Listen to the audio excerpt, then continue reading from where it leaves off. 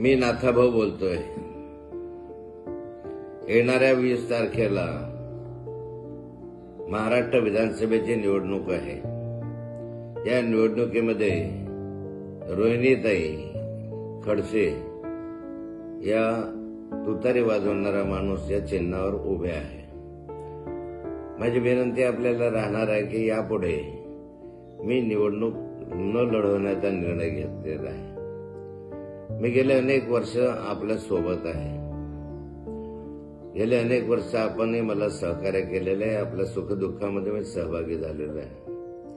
कोणतीही जात धर्म न पाहता मी सर्वांना मदत करण्याची भूमिका आतापर्यंत पार पाडलेली आहे।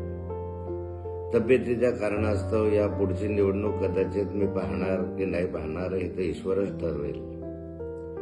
कारण पुढच्या निवडणुकीमध्ये मी असेल नसेल, पण या निवडणुकीमध्ये मी आपल्याला विनंती करणार आहे की रोहिणीताई या निवडणुकीमध्ये उभ्या आहेत। आपण मला जसं सहकार्य केलं तसंच रोहिणीताईंना सहकार्य करावं आणि रोहिणीताईंना प्रचंड मताधिक्याने निवडून आणावं ही विनंती।